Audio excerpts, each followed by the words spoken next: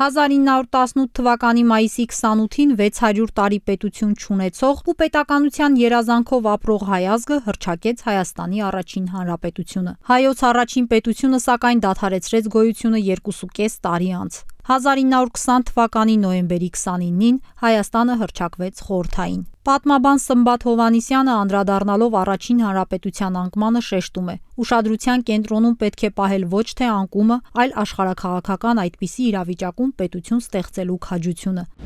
Չունեինք պետություն, բայց կար պետականության այսպես գիտակցումը, որը ժամանակի ընթացքում եկավ եւ մարմնավորվեց առաջին հանրապետության տեսքով։ Թե ինչու դա 2.5 տարիների կյանք ունեցավ, դա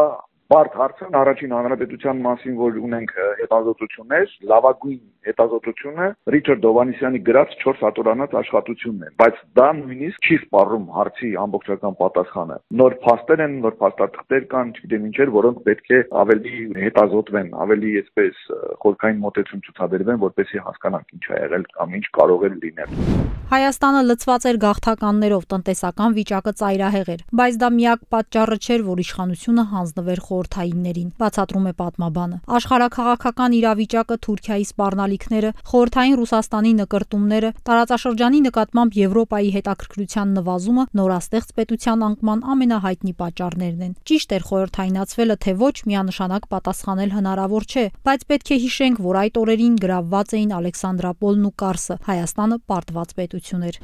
Շրջանառության մեջ կա նաև այնպիսի մի տեսակետ, որ լավ կլիներ, որ խորհրդայնացվեր Հայաստանը հենց Ադրբեջանի խորհրդայնացումից անմիջապես հետո, եւ մենք այդ ժամանակ ունենայինք թե Նախիջևան, թե Արցախ, թե Կարս, նույնիսկ այդ խնդիրները չլինի, այդպիսի հարցեր է քննարկվում։ Պետություն ու պետականություն ստեղծելն անհատի գործառույթ չէ։ Այդ գաղափարի նախապատրաստման ու իրականացման համար միասնականություն է պետք։ Հակառակ դեպքում այն հաջողության չի հասնի։ Նշում է Հովհաննիսյանը, որպես օրինակ ներկայացնում 1720-21 թվականներին Սյունիքում հռչակված Լեռնահայաստանի անկումը։